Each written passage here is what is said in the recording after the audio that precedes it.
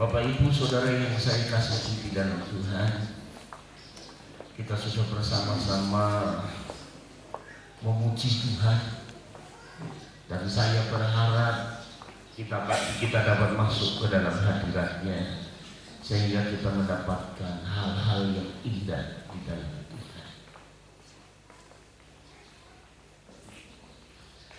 Bapak Ibu Saudara yang dikasihi di dalam Tuhan, kemarin kita sudah bersama-sama membahas bahwa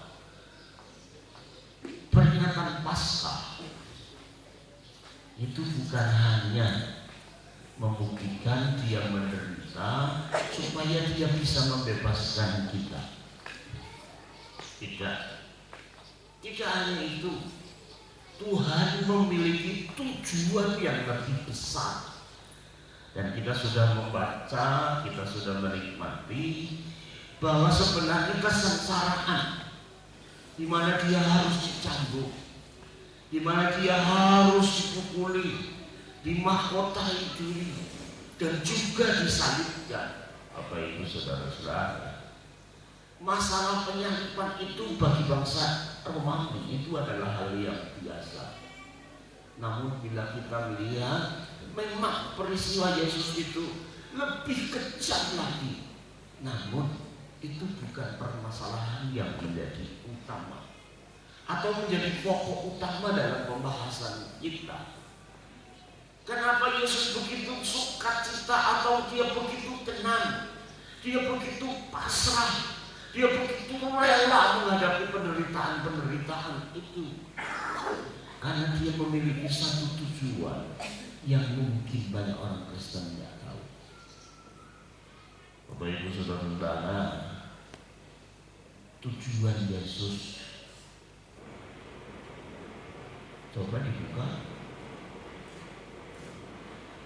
Tujuan kematian Yesus, saudara yang dikasih, di sini saya sebutkan.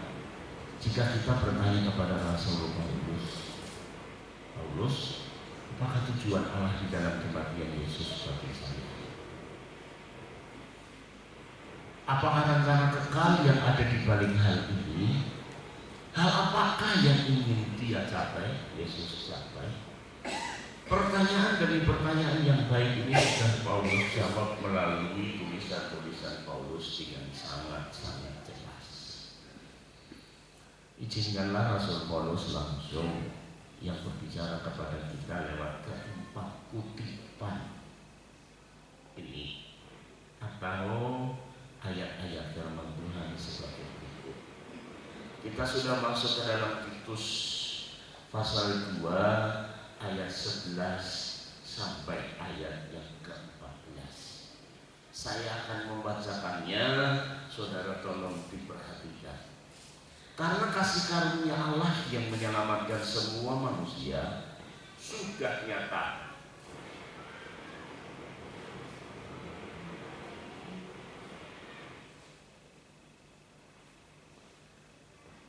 Kelihatannya speakernya ada yang bermasalah. Ayat 12, Ia mendidik kita supaya kita meninggalkan kefasikan dan keinginan-keinginan duniawi, supaya kita hidup bijaksana, adil, dan beribadah di dalam dunia sekarang ini, dengan menantikan penggenapan pengharapan kita yang penuh bahagia dan pernyataan kemuliaan Allah yang maha besar dan Juru Selamat kita Yesus Kristus, yang telah menyerahkan dirinya bagi kita untuk membebaskan kita dari segala kejahatan dan untuk menguduskan bagi dirinya suatu umat kepunyaannya sendiri yang rajin berbuat baik. Jadi bila kita membaca ayat ini, saudara-saudara, di sini kita melihat ada beberapa pokok yang harus kita mengerti. Kenapa Yesus rela mati di kayu salib? Apakah tujuan Tuhan atau apakah tujuan Yesus ketika Dia bersedia rela untuk mati di kayu salib. Dari ayat ini kita melihat Dia telah menyerahkan dirinya bagi kita untuk membebaskan kita dari segala kejahatan. Jadi bila saudara jadi orang Kristen masih senang hal-hal yang duniawi, mencuri sama dengan ngutil, atau melakukan hal-hal yang berdosa, ngerasani. Harusnya orang Kristen itu menjadi orang yang setia, tapi dia tidak setia. Hobi selingkuh, saudara. Nah, di sini kita melihat bahwa tujuan Tuhan untuk membebaskan kita itu tidak terjadi.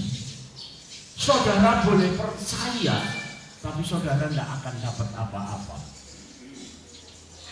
Saudara boleh rajin ke gereja, tapi kalau karakter kita, sikap kita, mentalitas kita seperti itu, saudara tidak akan mendapatkan apa-apa yang daripada Tuhan. Saudara begitu kasih di dalam Tuhan. Sebab Allah memang ingin membebaskan kita dari dosa dan dari kuasa kegelapan. Namun itu bukanlah tujuan yang utama. Tujuan yang utama daripada Tuhan adalah untuk menguduskan bagi dirinya suatu umat.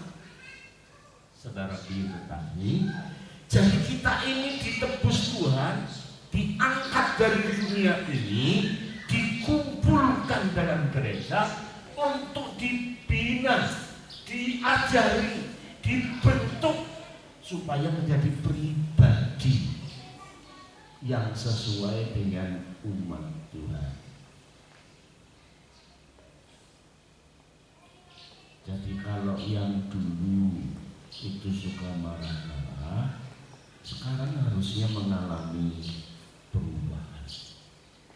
Oleh sebab itu saya lanjutkan dengan 1 Petrus 1 ayat yang ke-18 dan 19, saudara. 1 Petrus 1 ayat 18 dan 19. Sebab kamu tahu bahwa kamu telah ditebus dari cara hidupmu yang sia-sia yang kamu warisi dari nenek moyangmu itu, bukan dengan barang yang fana, bukan pula dengan perak atau emas, melainkan dengan darah yang mahal, yaitu darah Kristus yang sama seperti darah anak domba, yang tak bernoda dan tak bercacat.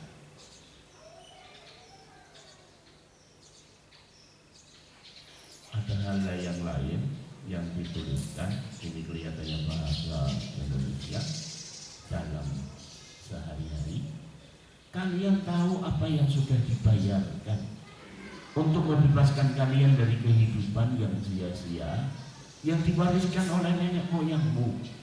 Bayarannya bukanlah sesuatu yang bisa rusak seperti perak atau emas, melainkan sesuatu yang sangat berharga, yaitu diri Kristus sendiri yang menjadi domba, yang menjadi sebagai domba yang dikorbankan kepada Allah tanpa cacat ataupun celah. Bapak Ibu Saudara yang dikasihi Tuhan, jadi dari sini kita jelas Rasul Paulus melanjutkan dengan berkata bahwa Kristus menyerahkan dirinya untuk menebus kita dari cara hidup yang lama, untuk menguduskan bagi dirinya umat kepunyaannya sendiri. Saudara mempercayai Yesus sebagai Tuhan dan Juru Selamat itu baik, tapi tujuan Allah bukan hanya saudara mempunyai Tuhan Yesus, tapi Tuhan Yesus mempunyai saudara. Amin. Kira-kira lebih tinggi yang mana? Saudara percaya Tuhan Yesus, mamanya memiliki Tuhan Yesus, atau Tuhan Yesus memiliki saudara? Saudara yang kasih, yang tertinggi itu adalah Yesus yang memiliki saudara. Amin. Yesus yang mempercayai saudara. Nah, oleh sebab itu dibutuhkan perubahan, dibutuhkan pertobatan, yaitu perubahan dari karakter, mentalitas sampai ke sikap. Dari perubahan dasar keyakinan, merubah pola pikir sehingga pikiran kita menjadi pikiran Kristus, perasaan kita menjadi perasaan Kristus. Saudaraku yang kasih di dalam Tuhan. Jadi perhatikan kata menguduskan baginya. Bukan hanya menguduskan toh, saudara, tapi menguduskan baginya. Kristus tidak menyelamatkan kita semata-mata demi kepentingan kita saja supaya kita bisa masuk surga. Enggak, saudara. Tapi di sini kita melihat ada kepentingan Tuhan. Amin. Ada tujuan Tuhan dalam kehidupan ini. Apakah itu? Membentuk suatu umat. Umat yang seperti apa, saudara-saudara, Bapak Ibu, saudaraku yang dikasihi di dalam Tuhan, yaitu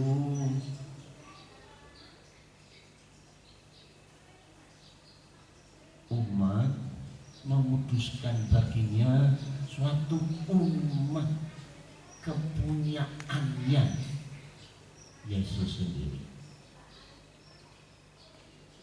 Jadi di sini kita memang dikuduskan. Saudara percaya menerima Tuhan Yesus, dikuduskan. Namun tidak berhenti di situ saja. Allah ingin membentuk saudara sampai saudara pasrah seluruhnya kepada Tuhan, sehingga kita mampu dimiliki Tuhan seutuhnya. Semuanya, saudara yang kasih di dalam Tuhan. Nah, oleh sebab itulah di dalam Yohanes pasal 12 ayat yang ke-20, umat yang seperti apa sih? Umat yang bagaimana? Umat yang telah dibebaskan dari dosa, umat yang siap untuk dipulihkan, didandani, dihiasi, diberikan banyak perkara yang rohani, diberikan kekudusan, diberikan watak-watak yang positif. Dan ketika kita menerima semuanya itu, istilahnya adalah dikuduskan. Kita meninggalkan akan kehidupan yang penuh dengan lumpur dosa. Kita meninggalkan kehidupan yang penuh dengan kotoran-kotoran yang menjijikkan, saudaraku yang kekasih. Dan kita dibersihkan menjadi orang Kristen yang putih bersih, yang memancarkan bau harum, yang menimbulkan kecantikan. Bukan hanya hidungnya yang dioperasi, bukan itu hal yang duniawi, tetapi yang rohani adalah kepribadian kita yang harus diperbaharui. Amin. Dulu sensinan itu bahasa Indonesianya apa sih? Sangat-sangat super sensitif, gampang tersinggungan. Saudara dikasih, orang ngomong gini salah mengerti, orang ngomong begitu kita emosi. Saudara dikasih, Allah ingin merubah hidup kita. Caranya, saudara tahu? Apa yang engkau alami itu diizinkan Tuhan dalam hidupmu. sehingga engkau menjadi orang yang gampang tersinggung. Diberikan masalah lagi supaya kita mengalami perubahan. Satu masalah tidak bisa merubah hidupmu, akan diberikan 2 masalah. Tetap tidak berubah, diberikan 7 masalah. Saudara kasih di dalam Tuhan. Ya baik. Karena Allah kita itu adalah Allah yang menyayangi, yang mengasihi, maka inginkan perubahan hidup supaya engkau besok kalau masuk surga kerasan di sana. Sebab kalau engkau tetap membawa kehidupan yang duniawi, yang penuh dengan dosa, engkau akan terpojokkan di sana. Atau mungkin akan menjadi orang-orang marginal yang tersingkirkan dari kerajaan surga. Tidak kerasan. Yang lain ngomong tentang kekudusan, kita hanya ngomong masalah seksual. Saudaraku yang dikasih di dalam Tuhan, sehingga kita akan tersudutkan. Tidak ada teman yang setuju untuk ngomong tentang hal itu di surga. Sehingga engkau mungkin punya 1-2 teman. Akhirnya dia berubah, kamu tidak berubah, kamu menjadi sendirian di surga. Saudara yang dikasih di dalam Tuhan. Oleh sebab itu Yesus itu mencatat di dalam Ibrani pasal 12 ayat 2 yang berkata demikian, yang dengan mengabaikan kehinaan tekun memikul salib ganti sukacita yang disediakan bagi dia. Apakah sukacita yang disediakan bagi Yesus? Bukan sukacita karena menderita, melainkan apa yang terhampar di kayu salib itu, itulah sukacita yang disediakan bagi dia. Memang orang-orang mau melayani Tuhan, mengorbankan pekerjaan, karier, dan masa depan mereka. Apakah mereka senang menjadi orang miskin? Tentu saja tidak. Sukacita apa yang hendak dicapai lewat pengorbanan dan penderitaan ialah yang memotivasi mereka untuk terus maju. Apakah itu adalah kehidupan yang lebih baik, lebih kudus, lebih berhikmat, lebih bijaksana? Sehingga ketika Yesus ada di kayu salib, dia siap karena dia tahu tujuannya yang sangat besar, di mana kehidupan orang-orang yang percaya kepadanya diubahkan. Kehidupan orang-orang yang dekat dengan dia semua diubah dan menjadi kehidupan yang berkenan di hadirat Tuhan. Bapak Ibu Saudara-saudara, Yesus akan merasa sia-sia bila pengorbanannya yang begitu maksimal, yang sangat mahal, engkau sia-siakan. Saudara-saudara, engkau tetap hidup seperti orang duniawi, engkau tetap hidup seperti orang berdosa, engkau tetap hidup mengasihi atau sama seperti orang-orang yang tak mengenal Tuhan. Itu berarti korban Yesus saudara sia-siakan. Oleh sebab itu saya ingin mengajak saudara membaca Roma pasal 6 ayat 14 sampai 18. Saya berharap dari beberapa terjemahan saudara-saudara dapat memahami apa yang dimaksud oleh firman Tuhan. Dalam Roma pasal 6 ayat 14 sampai 18, saya akan membaca dalam versi terjemahan lama yang berkata demikian, karena dosa itu tiada lagi dapat berkuasa atasmu, sebab kamu bukannya di bawah Taurat melainkan di bawah anugerah. Apakah itu? Patutkah kita berbuat dosa sebab kita bukannya di bawah Taurat melainkan di bawah anugerah? Sekali-kali tidak. Tiadakah kamu ketahui bahwa kepada siapa kamu menyerahkan dirimu seperti hamba yang taat, maka kamu menjadi hamba dialah yang kamu turut, baik kepada dosa menuju maut atau kepada taat menuju kebenaran. Tetapi syukurlah kepada Allah, sedang dahulu kamu menjadi hamba dosa, tetapi sekarang dengan bersungguh-sungguh hati kamu taat kepada jenis pengajaran yang kamu diajarkan. Setelah dimerdekakan daripada dosa, maka jadilah kamu hamba kebenaran. Tersirat jelas dari ayat ini apa yang menjadi tujuan Tuhan dalam tulisan Rasul Paulus kepada jemaat di Roma dalam terjemahan baru. Sebab kamu tidak akan dikuasai lagi oleh dosa, karena kamu tidak berada di bawah hukum Taurat, tetapi di bawah kasih karunia. Jadi bagaimana? Apakah kita akan berbuat dosa karena kita tidak berada di bawah hukum Taurat, tetapi di bawah kasih karunia? Sekali-kali tidak. Adakah kamu tidak tahu bahwa apabila kamu menyerahkan dirimu kepada seseorang sebagai hamba untuk mentaatinya, kamu adalah hamba orang itu yang harus kamu taati, baik dalam dosa yang memimpin kamu kepada kematian maupun dalam ketaatan yang memimpin kamu kepada kebenaran. Tetapi syukurlah kepada Allah, dahulu memang kamu hamba dosa, tetapi sekarang kamu dengan segenap hati telah mentaati pengajaran yang telah diteruskan kepadamu.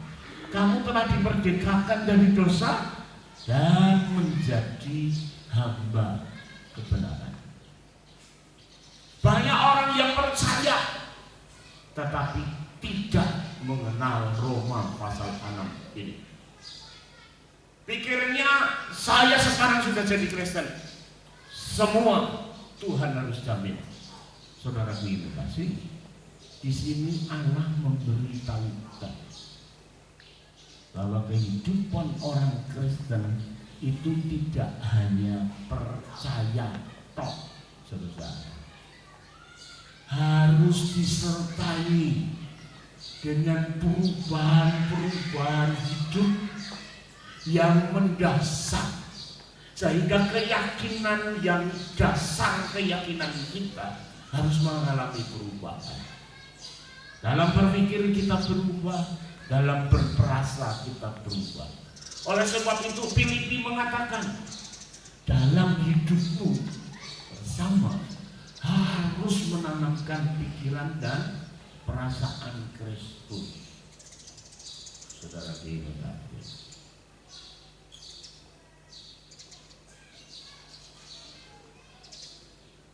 saya akan baca dalam bahasa Indonesia sehari-hari. Dosa tidak boleh menguasai kalian, karena kalian tidak lagi hidup di bawah hukum agama Yahudi, tetapi di bawah rahmat Allah. Sekarang apa kesimpulannya? Bolehkah kita berdosa sebab kita tidak lagi di bawah kekuasaan hukum agama Yahudi, melainkan di bawah kekuasaan rahmat Allah? Sekali-kali tidak. 16. Tahukah kalian bahwa kalau kalian menyerahkan diri kepada seseorang untuk melakukan kemauannya, maka kalian adalah hamba orang yang kalian taati itu. Entah hamba dosa membawa kalian kepada kematian, atau hamba yang taat kepada Allah dan dengan demikian berbalik kembali kepada Allah. Tetapi syukurlah kepada Allah, sebab dahulu kamu menjadi hamba dosa, tetapi sekarang kalian dengan sepenuh hati mentaati pengajaran benar yang sudah diberikan kepadamu. Kalian sudah dibebaskan dari dosa dan sekarang menjadi hamba untuk kehendak Allah. Saya akan baca masih dalam dua versi firman Allah yang hidup. Dosa tidak perlu lagi menguasai saudara, kecuali kalau saudara itu memang senang hidup dalam dosa, maka saudara mempertahankan kebiasaan-kebiasaan atau pola-pola hidup dosa. Sebab sekarang saudara tidak lagi terikat oleh hukum Taurat sebagai hamba dosa, melainkan telah bebas di dalam kasih dan kemurahan Allah. Apakah ini berarti bahwa kita sekarang dapat terus berbuat dosa, tidak peduli mengenai hal itu? Sebab keselamatan kita peroleh bukan karena kita mentaati hukum Taurat, melainkan karena menerima kasih karunia Allah. Tentu saja bukan demikian maksudnya atau tujuannya. Tidakkah saudara sadar bahwa saudara dapat memilih siapa yang ingin saudara pertuan? Iya kan? Saudara sekarang dapat memilih dosa dengan kematian atau ketaatan dengan pembebasan. Kalau saudara menyerahkan diri kepada seseorang, maka orang itu akan memiliki saudara dan menjadi tuan saudara. Saudara akan menjadi hambanya. Bersyukurlah kepada Allah, sebab walaupun dahulu saudara lebih suka menjadi hamba dosa, sekarang segenap hati dengan segenap hati saudara telah mentaati ajaran yang diberikan Allah kepada saudara. Sekarang saudara telah bebas dari tuan yang lama, yaitu saudara dosa, dan saudara telah menjadi hamba tuan yang baru, yaitu kebenaran. Jadi dari ayat-ayat ini kita dapat menyimpulkan kehidupan orang Kristen harus mengalami perubahan. Amin. Perubahan yang apa? Dulu senang hal-hal yang menyerempet dosa, sekarang harus suka akan kebenaran. Walaupun kadang kita merasa ngeri-ngeri sedap, walaupun kadang-kala kita berjalan dalam lembah yang kelam dengan bayang-bayang kematian, tetapi percayalah, ketika saudara melakukan kebenaran, maka engkau akan menjadi hamba Allah. Engkau akan menjadi miliknya Tuhan.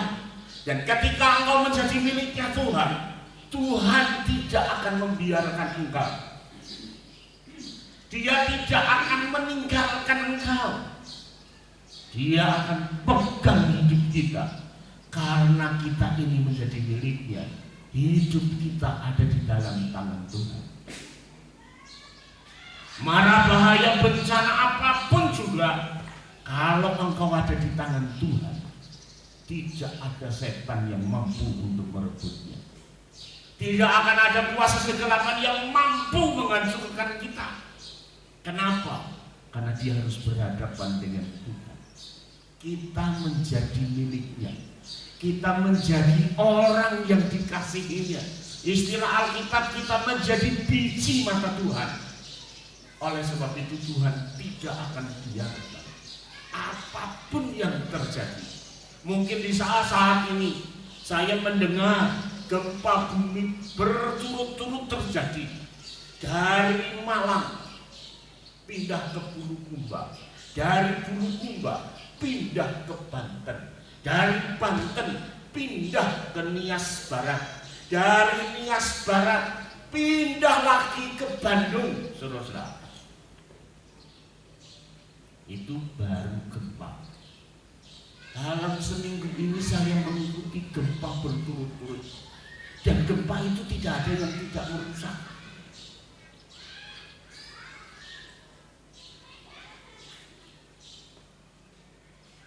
Saudara dikasih, belum badai yang sedang menghimpit Indonesia,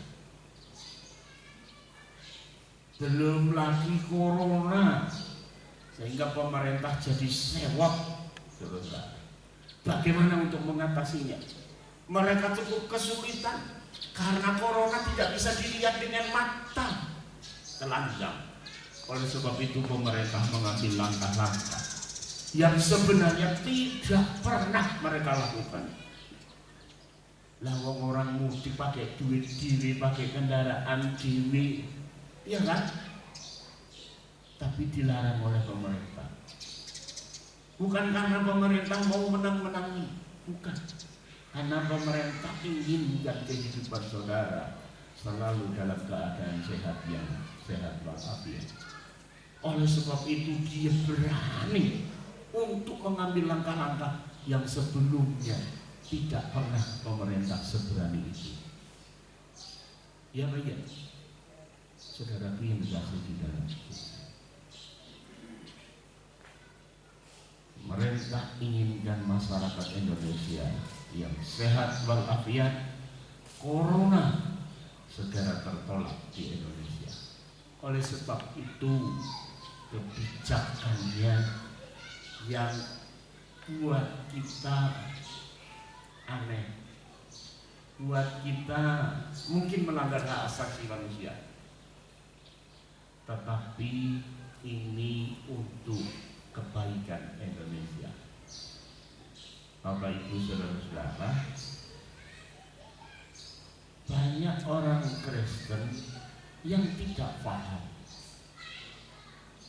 saudara kasih, sehingga mereka komplain dan protes. Namun ketahuilah Bapak Ibu saudara yang dikasih Tuhan,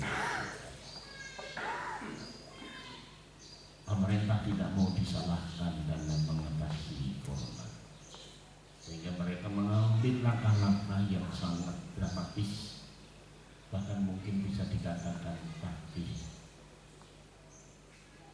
Ini adalah tahun yang kedua di mana pemerintah melarang mudik, ya kan?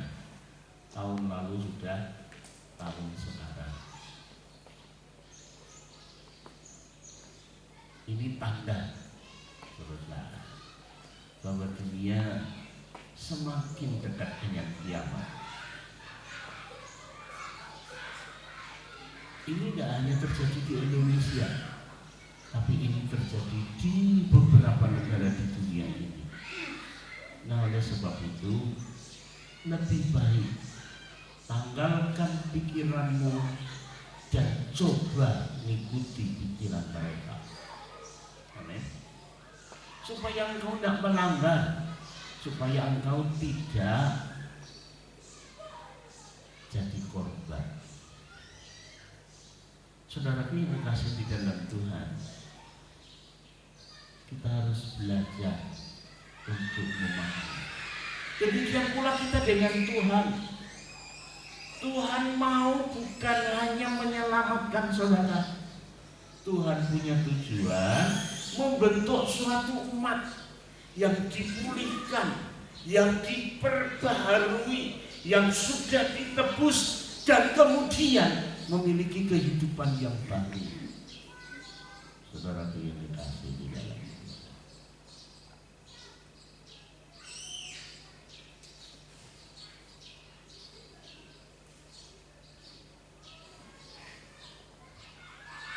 ungkapan umat kepunyaannya sendiri itu sebenarnya juga bersumber dari Perjanjian Lama. Ungkapan ini dipakai di dalam Perjanjian Lama dan sebenarnya itu mengacu kepada umat Israel. Israel dibebaskan untuk menjadi suatu umat kepunyaan Allah sendiri. Membebaskan umatnya sendiri bukanlah suatu ide yang baru bagi Tuhan. Itu memang merupakan rencana kekalnya. Dia menginginkan suatu umat kepunyaannya sendiri, dan dia memilih Israel. Tetapi kenyataannya sampai hari ini Israel itu gagal secara menyedihkan dan memprihatinkan. Dan jika saya mengamati gereja-gereja masa ini, saya tidak dapat melihat bahwa gereja juga lebih baik daripada bangsa Israel. Orang-orang Kristen zaman ini nampaknya belum mengerti secara jelas tujuan daripada kematian Yesus. Gereja tampaknya gereja bahkan tidak mengerti apa rencana Allah yang akan menjadi tujuan Allah dalam rencana keselamatannya. Itulah sebabnya saya membicarakan tujuan Yesus mati. Dan saya berharap saudara dapat mendengar dan saudara dapat mengerti, bahkan menangkap visi tentang mengapa Yesus mati, mengapa kita juga harus rela mati. Karena kita sudah melihat visi itu, kita lalu bersedia untuk hidup dan mati bagi tujuan ini, yaitu membentuk suatu masyarakat ilahi yang baru, yang sebenarnya disebut dengan istilah yang keren, gereja. Namun bila kita cermati masa ini, terlihat masyarakat yang sibuk dengan urusan mereka sendiri, bahkan ada yang bertengkar. Masyarakat yang berisi orang-orang berpikiran sempit, saling mengecam satu dengan yang lainnya, dan juga yang saling menginjak. Allah tidak pernah merencanakan masyarakat yang ilahi itu seperti itu. Sekarang di Kristen aja muncul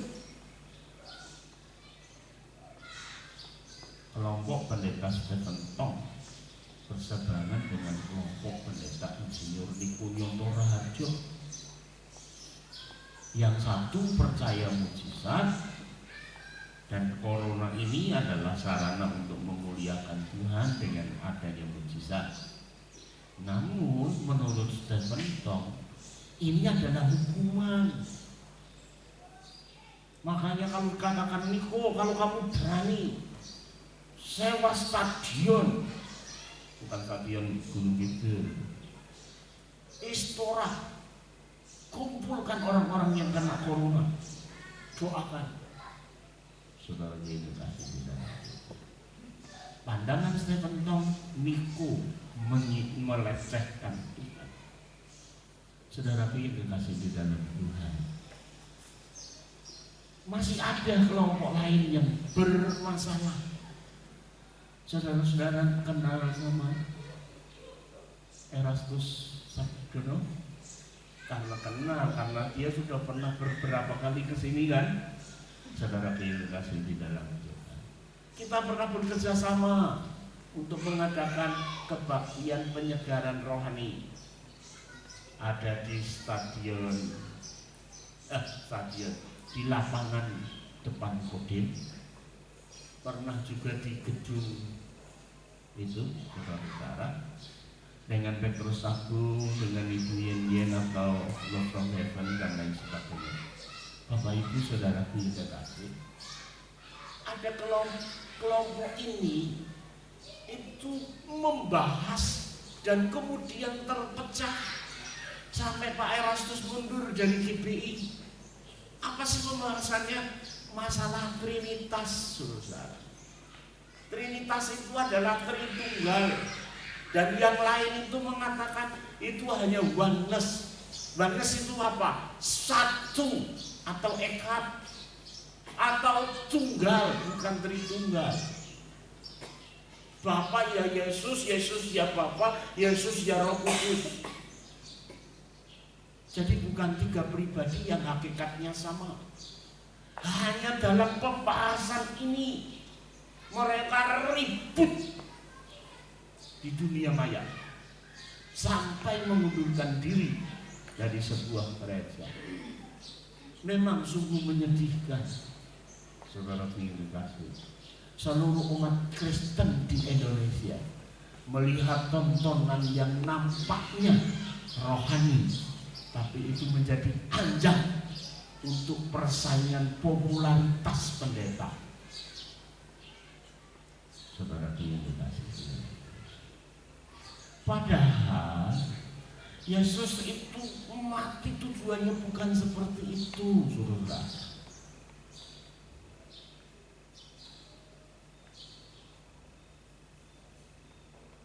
Tujuannya adalah kita harus berjuang untuk mengubah situasi, kita harus bekerja keras untuk menghasilkan masyarakat baru, masyarakat yang kudus, yang gemar berbuat baik. Istilah umat kepunyaannya dari Titus 2 ayat 14 hanya muncul di dalam perjanjian baru satu kali. Bahasa Yunaninya perikusios adalah kata yang sangat jarang dipakai, hanya muncul satu kali dalam perjanjian baru. Tetapi dalam Alkitab asli itu bahasa Ibrani diterjemahkan di dalam bahasa Yunani, juga ada bahasa Mesir, juga ada bahasa-bahasa lain yang di daerah sana. Nah, dalam Alkitab Perjanjian Lama bahasa Yunani, kata-kata perikusios itu sering kali dipakai. Salah satunya itu di dalam Ulangan 7 ayat 6 dan seterusnya, yang berbunyi sangat mirip dengan kutipan yang kita bahas hari ini, termasuk kata membebaskan, menebus, itu redem. Ini menunjukkan bahwa pemikiran yang ada dalam surat kepada Titus ini hampir bersumber langsung dari kitab Ulangan. Di sini terdapat bahwa kitab Ulangan tidak berbeda jauh dengan pemikiran Paulus ketika menggunakan kata perikusios. Adalah hal yang sangat menarik. Ulangan 7 ayat 6. Sebab engkaulah umat yang kudus bagi Tuhan Yahweh Allahmu, engkaulah yang dipilih oleh Tuhan Allahmu dari segala bangsa di atas muka bumi ini untuk menjadi umat kesayangannya. Perhatikan mengapa Allah memilih umat ini. Apakah karena orang Yahudi lebih baik daripada umat lain, bangsa lain? Mungkin kita kenal sekarang orang Yahudi itu lebih cerdas, tapi buat Muslim dia tidak lebih ramah. Tidak sama sekali, saudara-saudara. Tak ada kelebihan umat Yahudi, tak ada yang istimewa dari umat Yahudi. Saudaraku, ayat yang ke-7, bukan karena lebih banyak jumlahmu daripada bangsa manapun juga, maka hati Tuhan terpikat olehmu dan memilih kamu. Bukanlah kamu ini yang paling kecil dari segala bangsa. Dari ayat ini Allah berfirman kepada bangsa Israel melalui Musa, kalian bukanlah bangsa perkasa yang membuat Allah takut.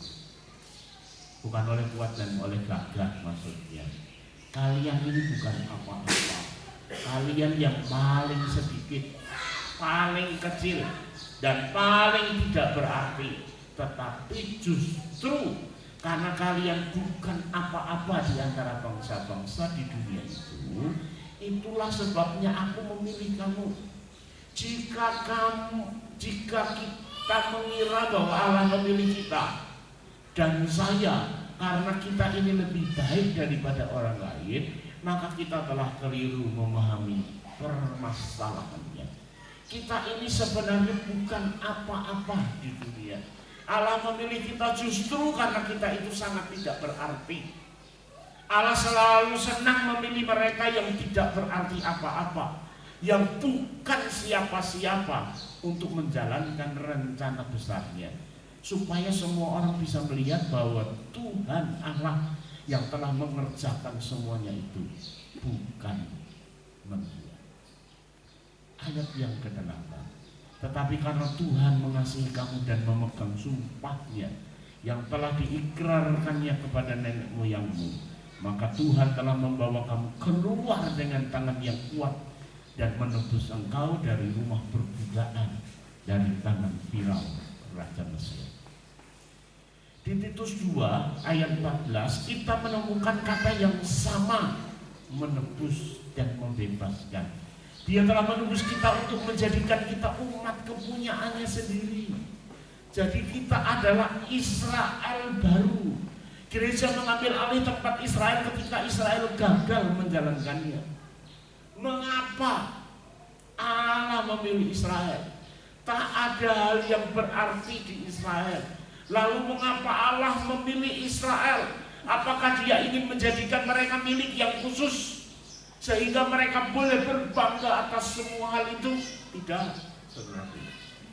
Tidak, dia memilih mereka untuk mengerjakan khusus, yaitu menjadi terang dunia, menjadi terang bagi bangsa-bangsa. Kita baca hal ini sangat jelas di dalam kitab Yesaya pasal 42 ayat yang ke-6.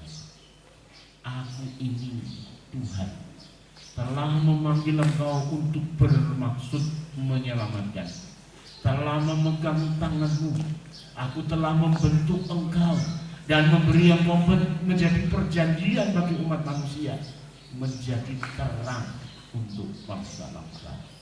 Saat bangsa Israel berpikir Allah telah memilih aku karena dia ingin menyelamatkan aku, hanya itu saja, maka telah salah paham.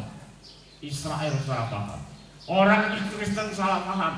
Allah telah memilih Israel atau orang Kristen untuk mengerjakan satu tugas di dunia ini, menjadi terang bagi dunia, menjadi terang dari bangsa-bangsa, yaitu bangsa-bangsa lain. Saudaraku yang dikasihi Tuhan, oleh sebab itu dia bukan hanya pilih kamu, tapi dia ingin mengubahmu menjadi umat yang rajin berbuat baik. Titus tadi waktu umat kepunyaannya sendiri yang rajin berbuat baik. Camkanlah hal ini baik-baik. Mengapa Tuhan ingin kita rajin berbuat baik? Mengapa? Karena jika bukan dengan cara berbuat baik, maka dengan cara apa lagi kita bisa bersinar bagi Tuhan? Dengan cara apa lagi kita bisa memuliakan Allah di bumi ini?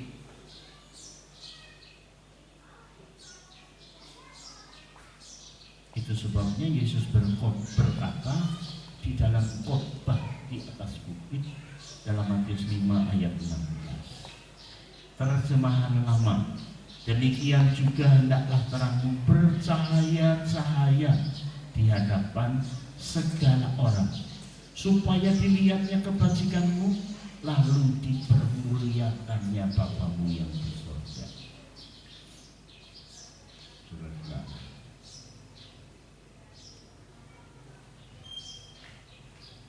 Saya pernah mengejutkan di panitia Rasulan Baleharjo.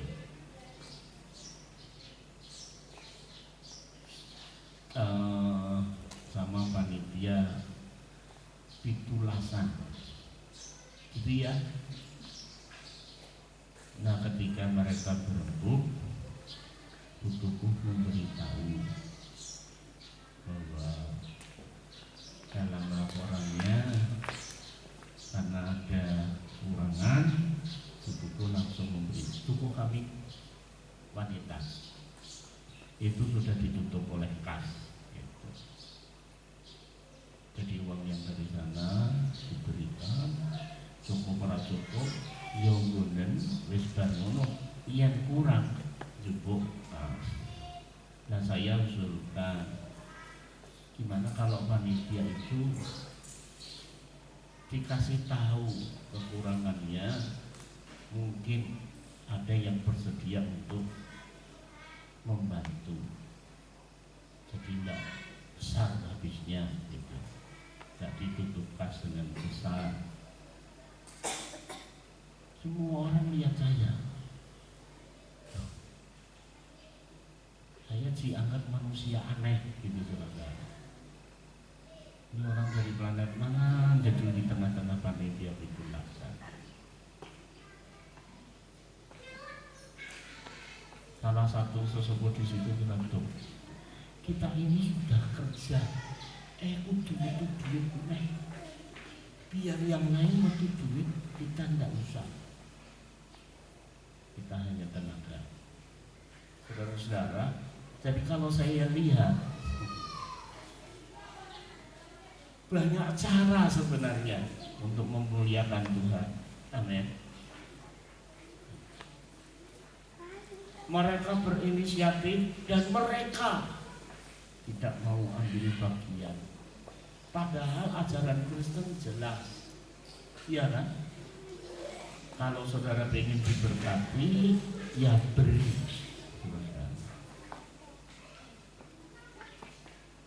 Dalam terjemahan baru, demikianlah hendaknya terangmu bercahaya di depan orang, supaya mereka melihat perbuatanmu yang baik dan memuliakan Bapakmu yang di sorga. Bahasa Indonesia sehari-hari begitu juga terangmu harus bersinar di hadapan orang, supaya mereka melihat perbuatan-perbuatanmu yang baik, lalu memuji Bapakmu yang di sorga.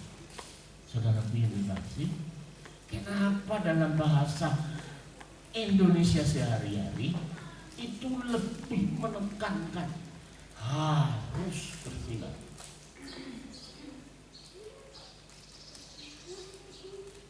Itulah kehendak Bapa.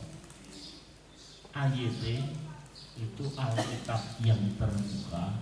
Biarlah terangmu bercahaya dengan cara yang sama, supaya mereka dapat melihat perbuatan-perbuatanmu yang baik dan memuliakan Bapamu yang di sorga. Saya lagi cari MILT, itu kependekan dari apa belum ketemu, tapi ini jelas bahasa Indonesia. Demikianlah hendaknya terangmu bercahaya di hadapan manusia, sehingga mereka dapat melihat perbuatan yang baik dan memuliakan Bapakmu yang di sorga. Kalau FAYH, firman Allah yang hidup, janganlah terang itu kalian sembunyikan. Ada yang ngomong tangan kiri, tangan kanan enggak boleh tahu. Tolong bijaksana, saudara. Ya.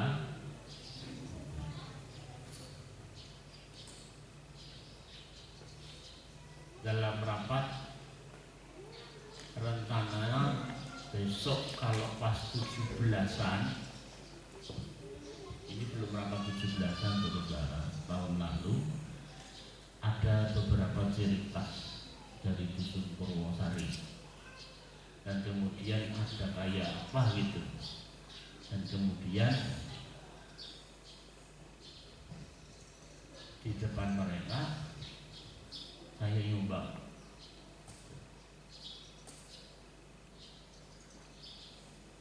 Saya tunggu yang lain untuk nyumbang, tidak ada saudara.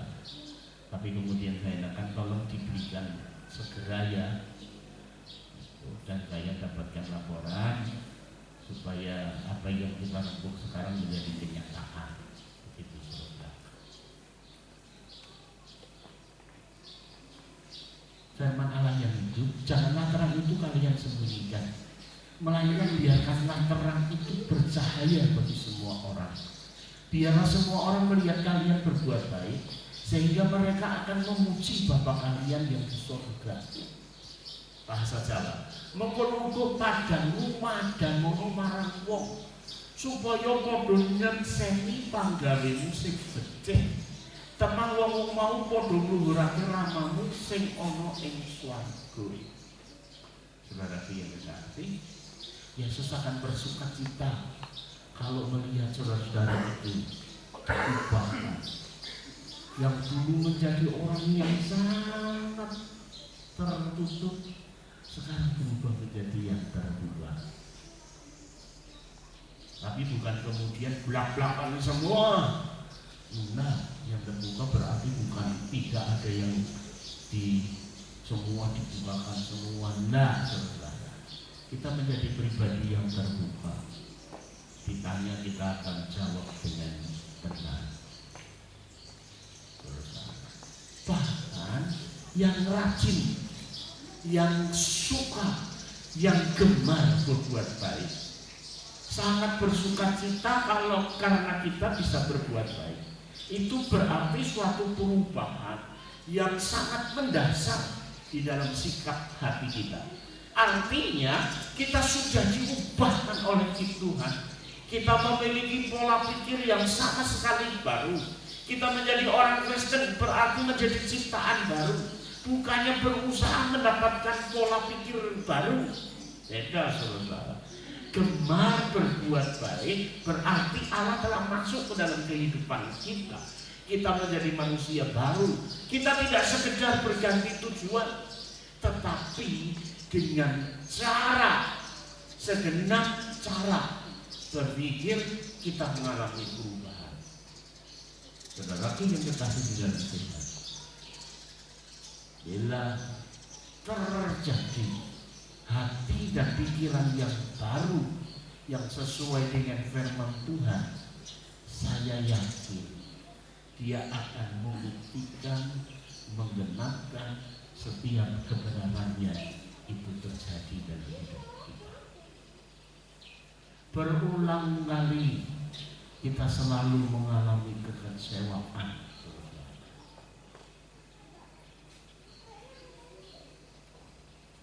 Beberapa puluh tahun yang lalu, gereja ini belum ada. Kita masih ada di Sumarli, saudara. Kita masih ada di tempatnya orang tua, sebelahnya orang tuanya Ibu Trivena Komiati. Saya diberi tempat di sana untuk dipakai sebagai gereja. Bapak Ibu Saudara yang kekasih,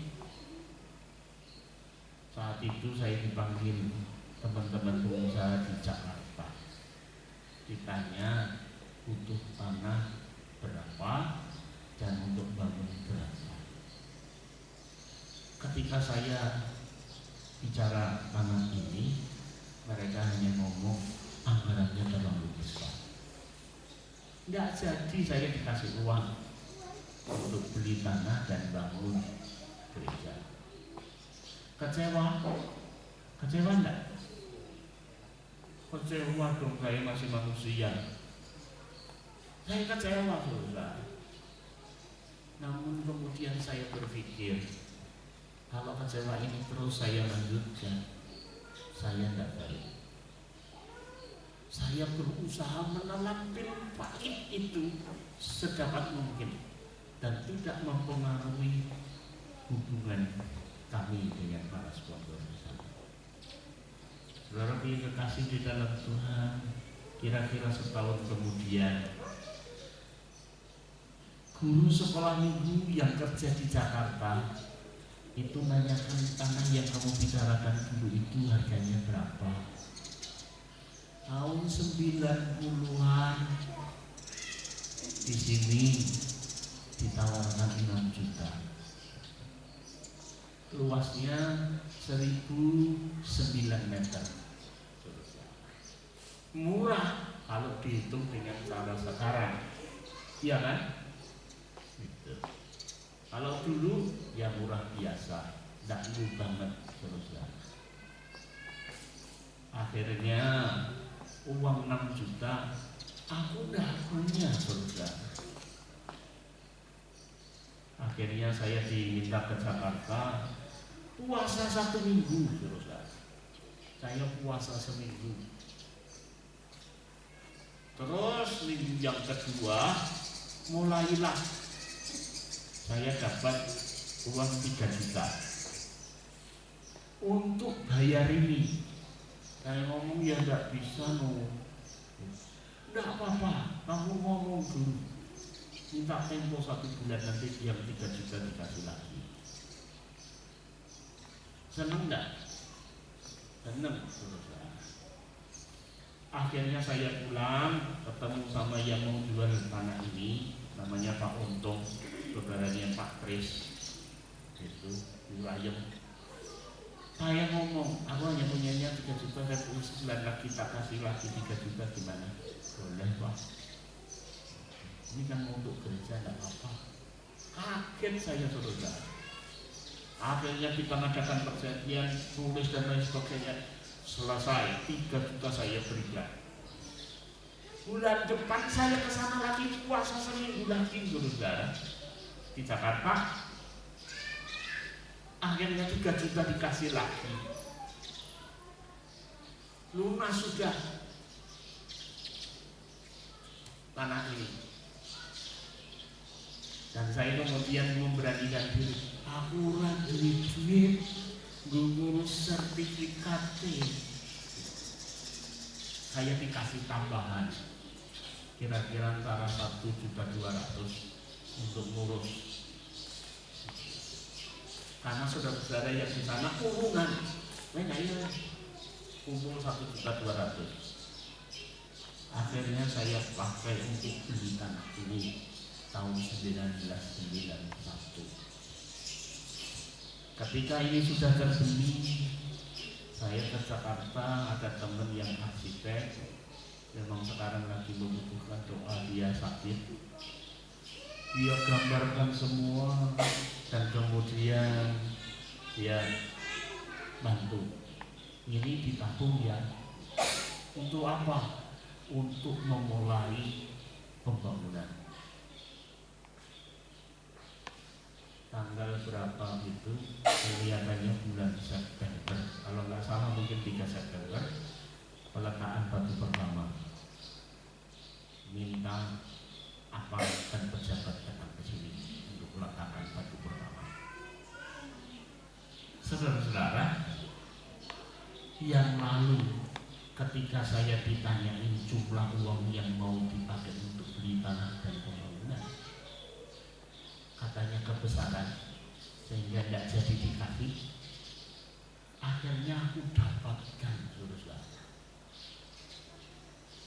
Ketika ini peletakan batu pertama yang itu, saya dipanggil lagi. Kalau saya kecewa, saya tidak akan datang.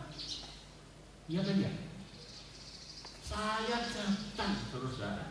Biasa seperti biasa saja, tidak ada masalah. Mereka ngobrol, cerita, kita berdua dan lain sebagainya. Pulang-pulang ditanya, nah kamu sekarang tanahnya sudah ada? Ada. Mau dibangun? Iya. Udah berapa RAP-nya? Waduh, nanti saya tak minta dulu sama teman-teman untuk ngitung. Tidak selesai. Akhirnya uang yang mereka khususkan untuk bangun itu diberikan semuanya kepada kami. Dari kelompok itu saya mendapatkan kira-kira saat itu antara 30 sampai 40 juta. Jadi ini terjadi bukan karena kepintaran saya, enggak. Kemudian yang namanya Pak Arsen dari Yoseno itu yang punya pabrik obat Arsen, itu yang mintakan teman saya namanya Pak Purnomo yang punya Wisma Musik Purnomo. Beliau pernah ke sini, saya surati Pak Arsen, tidak dikasih. Akhirnya dia yang minta, proposalmu gore ini, tak temonani duit, tak mintakan. Dan akhirnya dikasih 25 juta. Saudara, ini kasih di dalam Tuhan. Jadi kalau kita melihat, kita ini tidak ada apa-apanya, saudara. Ya kan? Tetapi oleh karena anugerah Tuhan, Tuhan izinkan tempat ini ada. Kemudian pelan-pelan kita rubah, ada berkat kita tempel, tidak ada berkat kita diam. Kita doakan. Bapak Ibu saudara-saudara, saya ingin menjelaskan ini supaya saudara-saudara sadar bahwa apapun yang Tuhan izinkan terjadi itu bukan karena kita lebih baik. Yang penting berusahalah untuk hidup dengan baik. Amin. Berusahalah untuk hidup dengan benar. Mungkin gagal sekali Tuhan tidak masalahkan, gagal 2 kali tidak masalahkan. Tapi kalau terus-terusan gagal, itu bukan orang yang normal. Saudara kasih di dalam Tuhan. Ketika kita berusaha untuk melakukan kehendak Allah, menjadi umat kepunyaannya sendiri, menjadi umat yang rajin berbuat baik, saya yakin kehendaknya terjadi dan dia pasti bela kehidupan kita. Di saat-saat kita terpojok, di saat-saat kita dalam kekurangan, Dia tidak akan tinggal diam. Apalagi untuk membiarkan kita. Enggak, Dia akan segera menolong kita. Kenapa? Karena kita tahu bagaimana menempatkan diri untuk menjadi umat kepunyaannya Dia. Kiranya Tuhan memberkati.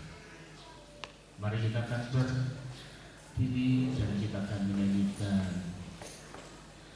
satu lagu yang mengatakan